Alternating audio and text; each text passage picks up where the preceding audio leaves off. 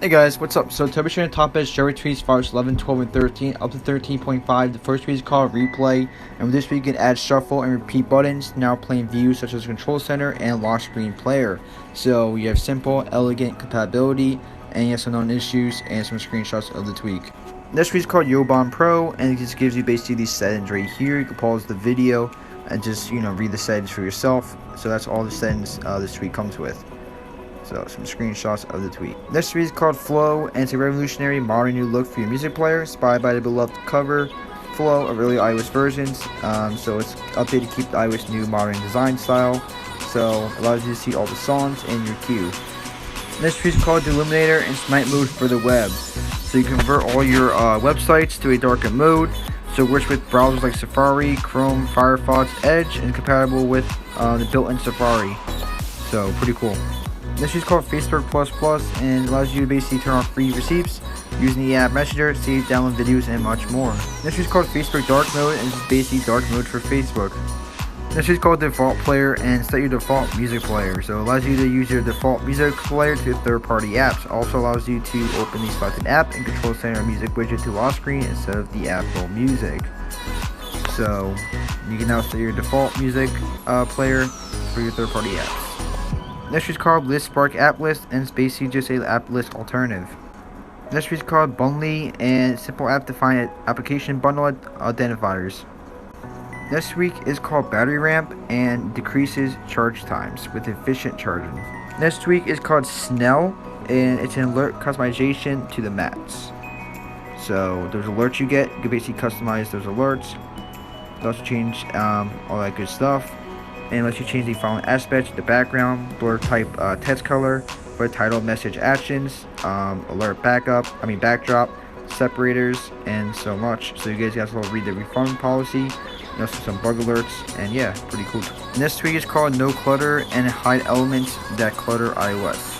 This is called Lib Aura, and specialized out of process weather utility library.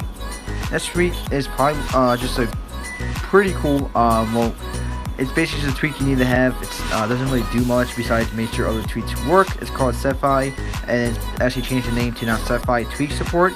So basically, you guys get that error like bundle ID, and like you go to settings for your tweets, and some of them like they don't pop up.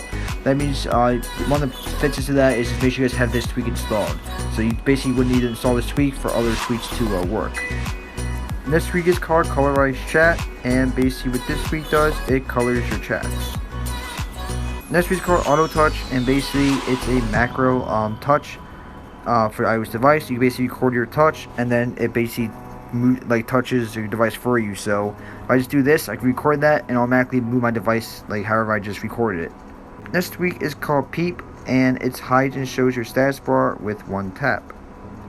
This is called LibFlora, and share utilities for dynastic tweets. This tweet is called Hot as Balls, and it's when the temperature is over a temperature specified in settings, the numerical temperature will be replaced by a pair of sweaty balls. How nice. How lovely. The next tweet is called UPIP, and enables PIP, which stands for Picture-in-Picture Native YouTube App. The next tweet is called Dayin, and basically with this week, it's a new notification concept. So you can see, it makes your notifications look a lot more nicer.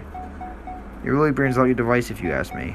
The next tweet is called Safari Features, and basically what this tweet does is it gives you some cool Safari features like enabled Safari iPad tab and the iPhone.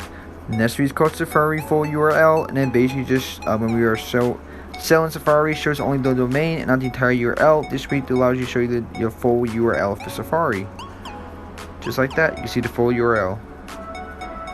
The next tweet is called Spotlightizer, and basically this allows you to customize your iOS spotlight. Next tweet is called HTN HTML, and basically it's a unified HTML rendering lock screen and home screen.